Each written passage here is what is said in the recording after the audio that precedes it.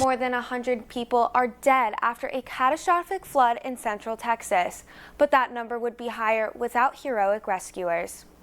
One is a father who died helping his daughter cling to a tree so she could survive.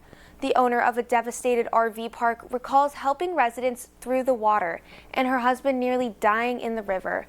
Some survivors from camps praised their counselors for thinking quickly. One Coast Guard swimmer says he gave up his spot in a helicopter to fit more children from Camp Mystic on board. He says initially he was the only first responder on the ground. Now he's credited with helping save 165 children rescued from the camp.